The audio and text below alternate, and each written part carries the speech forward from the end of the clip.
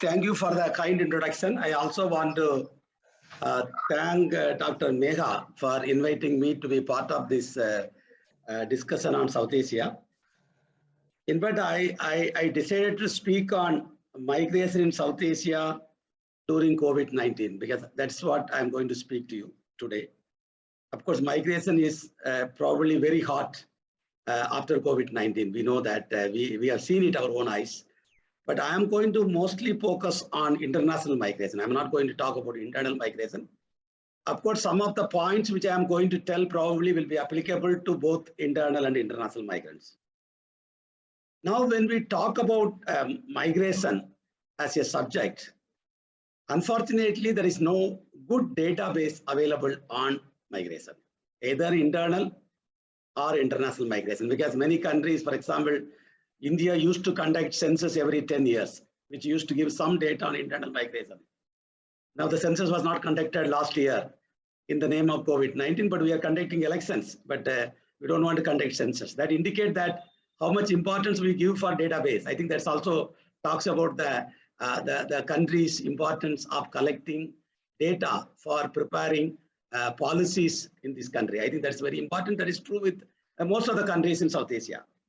And it is not only the problem for the national government, even at the international level, we have no idea on exactly how many of our citizens are currently living abroad.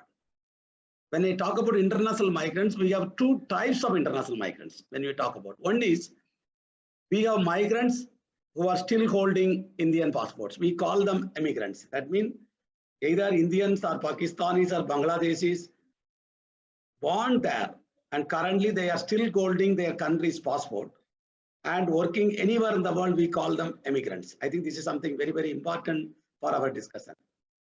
And the second group of people, we call them, they no longer belong to India. They become citizen of another country. We have, for example, we have Indo-American, Indo-Canadian, Indo-UK citizens. We have lot of countries are, we have our Indian, they no longer hold Indian passport. We are talking them in the name called diaspora. You take any countries in South Asia, many people, they don't want their country's passport. They hand over the Indian passport or Bangladeshi passport. They take the passport of Canada. In fact, last year itself, close to 4 lakhs people, I think little bit more, Indian people said they don't want to continue to be part of the Indian citizenship. They moved out of the Indian citizenship. They become people of Indian origin. So we are basically walking with some darkness regarding the database. I think that is also one of the problems. We are not able to do a reasonably good policy on migration. I think this is something very, very important in South Asian context. And most of the countries, we don't have a very chartered migration policies. We have policies like agricultural policy, industrial policy. We have a lot of policies in the country, but we are not very clear on international migration policy. Many countries in South Asia, they don't have a clear-cut policy of international migration. Who to move, where to move, what to do, what are the responsibilities, what are their rules, how to do. I think this we are not talking very much because they are not even part of that. I will be coming to that. But if you look at it generally in South Asian countries, some data, whatever available data from ILO, World Bank and other people and my own understanding of South Asia, India has probably 20 million Indians still holding Indian passport, living in 190 plus countries in the world. And this is also true to Pakistan with 8 million, Bangladesh with 10 million, Afghanistan with 5 million, including refugees moving out of Afghanistan, the Nepal 3 million and 2 million people from Sri Lanka. So these are the people who are still holding their country's passport and living anywhere in the world. And you put it together as South Asians, we are close to 50 million South Asians are currently anywhere in the world. Something like one big number we are talking about, 50 million people. And India is number one with 20 million people. Now, when you look at these 50 million people, and if you go into very detailed about where are they living, of course, I was looking at it, if you Google and see which are the countries Indians are present. If you look at it, and the Google will tell you close to 200 countries Indians are present. it including Ministry of External Affairs. And if you Google again, which are the countries COVID is present, it's also present in 200 plus countries. So Indians also present in 200 plus countries, COVID also present in 200 plus countries. But only problem is Indians have passport and visa, but COVID has neither passport nor visa. It is also moving. So, but it is moving without anything, but we are not allowing these people to move. I think that is where the crisis, which we are going to discuss in a few minutes, because it is moving. You can do lockdown, you can do triple lockdown, double lockdown, but the COVID is moving. And we have seen through our own eyes, because when the Indian government, for example, when the lockdown was announced in the country, in India, there were only 500 COVID cases in 2020 March. But we know that COVID was spreading and we are now number 3 in the world. So we are controlled, we are many things we have done, but the COVID number is increasing. Even today when we talk, we are close to 2 lakh COVID cases. So COVID is moving, but we are making people immobile in the name of COVID. I think that's something which I'll come back to again on that. So 50 million people currently anywhere in the world. But where are they? If you look at it, these 50 million people, almost 60 to 70% of them are living in 6 countries in Gulf. This is very, very important for us to understand. Just 6 countries in the Gulf. Which are the countries? United Arab Emirates, Qatar, Bahrain, Oman, Kuwait, and UAE, Qatar, Bahrain, Oman, and Kuwait, and Saudi Arabia. These are the 6 countries occupies the major hosting our South Asians. These are the countries. This you can see if you go to Islamabad airport, or if you go to Dhaka airport, if you go to Delhi airport or Sri Lanka, around a little bit late evening, if you go and look at the airport, all the flight will be coming from Dubai. Dubai, Sharjah, Saudi Arabia, Qatar, Bahrain, Oman, all this Gulf air will be flying to India.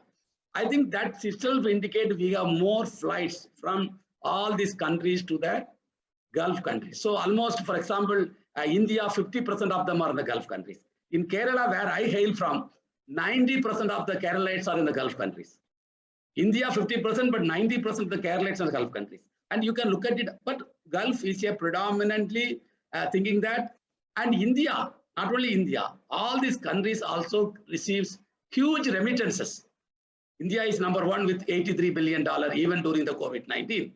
Of course, whenever the COVID comes, whenever the crisis comes, we always worry about migrants, not because of they have problem, we are worried about remittances coming down. So migration means money, we worried about the money, not about migrants. And we all do in the policy making process. That's why when we talk about human rights, we worried about the money, why money is coming down less from the Gulf, but we never worried about migrants, which we will see during the COVID-19, what we did.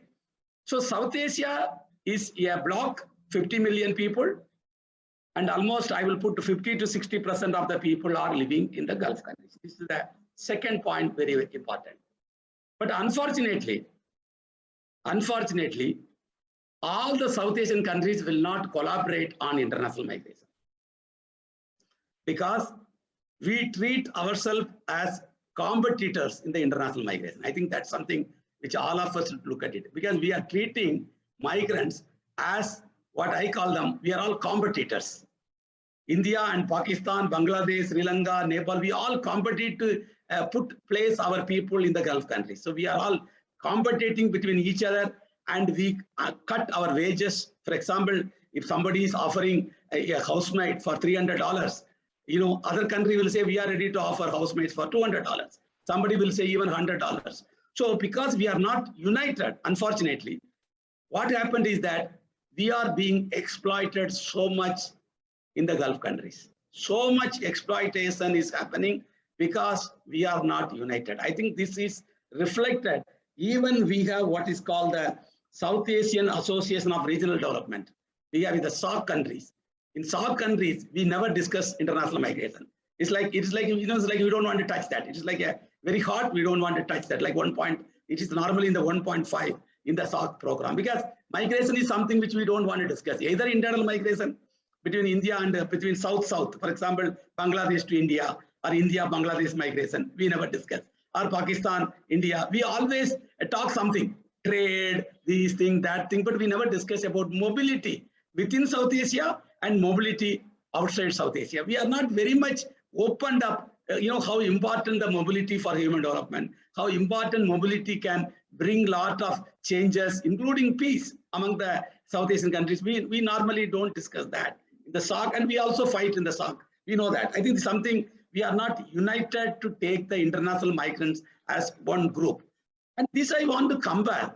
For example, when we talk about human rights, the oil producing exporting countries, we call them OPEC. There are not many countries, there are only very few countries. They sit together and they decide the oil price. They fix the oil price is coming down, they will reduce the supply and they will maintain a minimum oil price. But the laborers, which are, I think we are all human beings are better than oil, but I don't think we are taking very seriously the sending countries, like South Asian countries. We can include even Indonesia and Philippines. The sending countries as a big block together, then we can have lot of human rights issue can be achieved. I think this, we are not doing very well. I think this is something we should discuss further in this seminar and beyond that. Why we are not united, I think this is something very, very important. Now, as I told you in the beginning, this COVID-19 is a health crisis. It is a health crisis. It is not migration crisis. It is, please, because I always talk to people, it is a health crisis. But through our policies, through our programs, in the name of controlling the COVID-19, whatever we have done, it has directly affected the migrants, both internal and international migrants. That's why the migrant crisis is a creation of our policies. That's why this time when the third wave was coming up, we are not talking about stopping train, stopping bus, stopping flights. Because we have learned, we have burned our finger in the earlier studies. We said, let the COVID continue, let the people move, at least 1/3 people can go, flight will be 50%, train was moving. But the first wave, we were all, of course, we are all new to this COVID-19. Everybody was in a panic. But I was talking with one of the medical doctors because I was also advising the Kerala government with the high-level team to advise the Kerala Chief Minister in the COVID wave 1. We were also, we don't know what to do. But the problem is, when you talk to the medical doctors, some of you might be familiar. If somebody has a fever, every big hospital, they have what is called the isolation ward. There is a room that's called isolation room. Any doctors will say that somebody has a fever, isolate him. Isolate him. This isolation is something we always recommend for some type of disease. You think it will move. So what happened? The doctors, or what you call them health experts, were advised to the government, rightly or wrongly. I don't think we should do the post-mortem report. But what happens that they said, isolate the whole country, isolate the whole world. Basically, we have isolated everyone in the name of like isolating one person in the hospital. Hospital will have isolation ward, isolation rooms. They said isolate the whole world. That is called the lockdown. I think what we did, and we completely closed the international border and national border. And of course, there are a lot of queue and cry to bring back our own citizens stranded in many countries, because the living condition, I don't know how many of you who are attending this program have seen the worker camps in the Gulf. Of course, I have seen worker camps even in India. It's almost same. Workers are living in a crowded places. They cannot have, like we can tell them wash your hands, but there is no water. You can tell them, wear mask, but where is the money to buy mask? They have no money to buy food. You talk so much things about how to keep the COVID away, but then they have no money for that. They are not even have money for food. So that is why what happened, they were all wanted to come back home. But one of the migrants which I spoke to him, he said, sir, anyway we will die. Why should we want to die in countries which we don't know? Why should I die in Dubai? I am from India. I am from Pakistan. Let me go and die in my own country. That's what our own people did. From Delhi, Mumbai, we saw people were moving. I talked to many people. They say, why are you rushing, man? Be relaxed. Government is giving you ration rice. Government is giving you 500 rupees as, Jandan account. You got money. Your employer will give you. Why are you rushing? He said, anyway, sir, this COVID, we are going to die. Let us go back and die in our own places. And also they talked about, it is between life and death. That's why we talk about livelihood. So I think this was completely stranded. And in our policy making process, we completely never thought about migrants. When we decided to do lockdown throughout the world, we never thought about how it is going to affect migrants, because migrants, they for their life is they have to move. They have to move. When they don't move, they don't make money. For example, I was talking with one of the housemaid in Delhi, during the COVID season. She said, I was working in 4 house. Now 4 house people, I'm not going there. They are not going to give me money. So I am become, my income is almost zero. I don't have savings. So I have to beg in the streets. You see, so this is like for them, their survival is based on the mobility, construction site. So you can take many shops, small shop owners, small people, barbers, the dapawalas, the selling vegetables. Many people, their livelihood is based on mobility. But we never thought that much about when we decided this lockdown. Now, what happened to the migrants? 3 things happened. Many people wanted to come back. Of course, India had a big Vande Bharat flights program, and all the South Asian countries had brought their stranded migrants from Gulf countries. We know that a lot of people came in. India itself, we were talking about 4 million people came in. You can imagine 40 lakhs people came through the Vande Bharat flight. It is the highest evacuation in the history of India. Not even the Gulf War. Gulf War, we only brought around 2 lakh people. So it is like almost like a 40 lakhs people came in. So, and this is something very, very important. We have to bring them. They are all running. They are all running back to our place. And what happened? These people who came back as returned migrants, the returned migrants, I classify them into 3 categories for us to discuss more. The returned migrants, we call them, I divide them into 3 categories based on my study. One is normal return.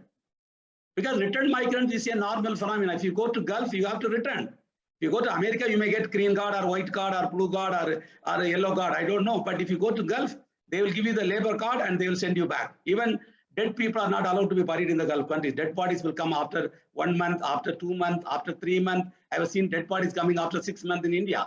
And it is true in many countries because it has to come. They will not allow the body to be buried. But of course, thank God, COVID has changed it.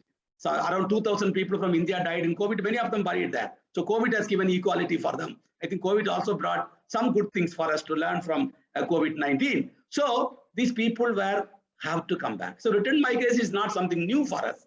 Return migration is part of the migration cycle. You go, work, earn money, and come back. So return migration is a normal return. So some people who came through the Vande Bharat flights are in their own country in South Asia is a normal return. This is one group of people. I don't want to worry about them because they're normal return. But then COVID-19 brought what I call them distressed return. Some of them are psychologically stressed, but I was talking with one of the person who came, some people even committed suicide, return migrant. We talk about former suicide. I don't think we have any data on return migrants who came back by Vande Bharat flights or who came by the Sarmic train within the country. We never discussed on that. What happened to them? Psychological stress. Somebody told me, I cannot be able to eat, I'm not able to sleep. Like so many psychological, mental stress, which you cannot put in an article. So much stress they had. So this is called the distress return migrants. We should look at them. They need support from all government in South Asia. The third one group of people, what I call them is return to remigrate. They have returned, but they are not going to stay in Pakistan or Bangladesh. They will remigrate because that is the new phenomenon which is happening. Return to remigrate. Can the government provide some support system for them to remigrate? There is a migration cost. We know that in Bangladesh, somebody want to migrate, they have to spend around $1,000. In Sri Lanka, around $500. If you want to migrate, there's a migration cost involved. So I think they lost everything and they become very poor. Can we support them to remigrate? I think these are the 3 types of return migrants we have to keep in our mind when we talk about policies for them. And the second thing, the return migrants issue also very bad during COVID-19. Because return migrants, we have seen return migrants. But during COVID-19, there are 3 things happen to the return migrants. 3 very important things happen to the return migrants. One is, prior to COVID-19, the return migrants, whenever they come home, they receive what I call them hero welcome. They are heroes. If somebody is coming from Dubai to Islamabad airport, when the man arrives, or a nurse working in the Gulf countries arriving in Sri Lanka, there will be at least 2 to 3 cars to receive this nurse from Sri Lanka, from Gulf, or a migrant coming from Gulf to Islamabad, or Delhi, or Kerala, or Dhaka. There will be at least 10 to 12 people will be waiting for them at the airport. They used to get hero welcome. But during COVID-19, not even their spouse came to bring them to the airport.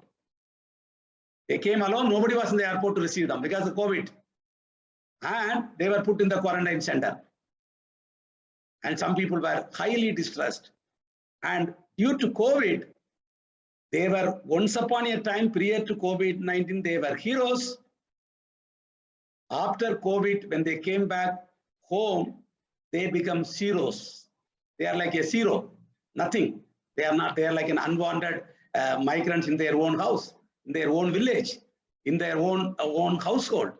I think this is something very, very sad happened to them. Heroes become zeros. The second important point, what happened to them is that whenever returned migrants were coming till COVID-19, when they come with a lot of money. And they return, they will save some money. They will come back with a lot of gifts, not only to their spouses and children, their relatives, their in-laws, their friends, their neighbors. This is the first time in the history of South Asian migrants. They came with what I call them empty hands. What I call empty hands. They came with such empty hands. Some people are even begging for their flight tickets to come back to their own country. And I know that many countries, some people have sponsored their flight tickets. Mostly the associations in the Gulf, they sponsored the tickets for the people to come. So they were used to come with money. They came with empty hand. And COVID made them to beg.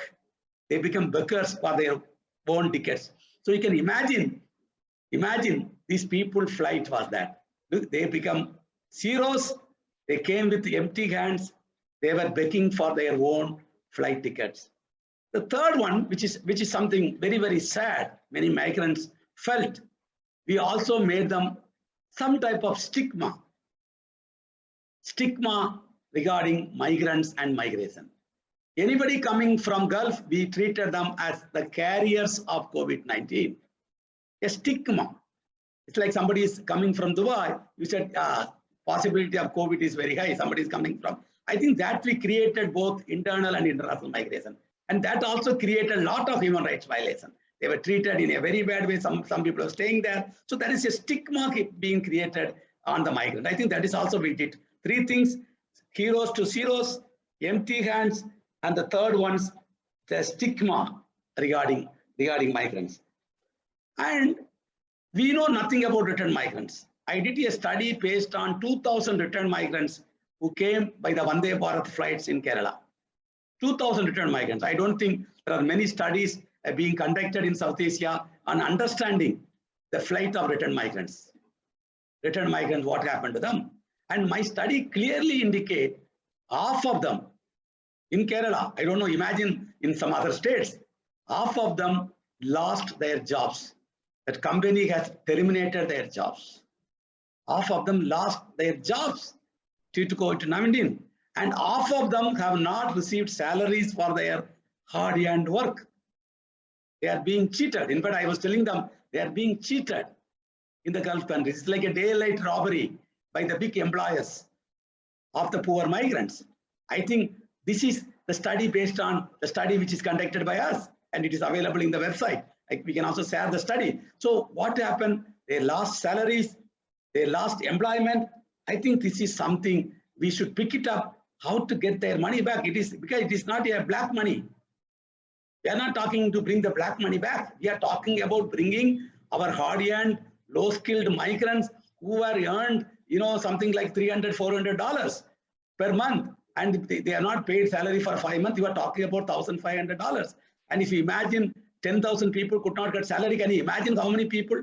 40 lakhs people came to Kerala, India, by returned migrants through the Vande Bharat flight. Assuming 5 lakh people could not get $1,000. How much money India lost? How much money you can calculate for Pakistan, you can calculate for Bangladesh, how much money we lost. Why should we lose? Because it's our workers hard and working in a hard climate like 50 degrees centigrade. So I think this is very important. We should take it up, partly because we have no database, nobody knows what's happening. The returned migrants are not united. United, we fight. South Asian migrants never united because the countries are not united. Now the returned migrants are not united. So we are not able to fight. We are not able to fight. I think this is something very, very important. By closing my remark, I also want to say, now the 2 years are over. Almost two years, we are running third year. Of course, still the COVID is not over, but the migration is slowly started picking up. Because migrants were resilient during COVID-19, that is indicated by the remittances. They are sending money, they are borrowing money, they are sending money. But the future will be very high for migration. Because without migration, many countries cannot survive. Without migrants, the cities cannot survive. Migrants are the backbone of any economy. They can talk too much about migration, but in their own household, there may be a migrants working. In their household, a person who is driving them, a driver might be a migrant, a housemaid might be a migrant. Where the children are going to school, the school teacher might be a migrant. And where you go to office, the worker who brings you a coffee at 11 o'clock will be a migrant. So migration is going to continue, and the COVID-19 is going to open, post-COVID, it is going to open a huge opportunity for migrants. Because I believe personally that without passport, without visa, the COVID could move so fast in many countries in the world, so fast. The growth of COVID is very fast. There is a website for them. COVID, there's a website. How many people are affected, how many people are vaccinated, but we have no base like that for migrants. Migrants, we have no database. How many people are going from Nepal to Dubai today? We have no data. But we know how many people are affected by COVID in Dubai, how many people are affected by COVID in Nepal, how many people died today, how many are recovered from COVID-19, how many are vaccinated. See, how many are being tested today. We have so much data about COVID-19. But we are not talking about migrants. If the COVID can move without passport, I'm sure South Asians can move as fast as possible post-COVID period, because they have a passport, they will get visa, they will travel. Thank you very much for the opportunity. Thank you very much.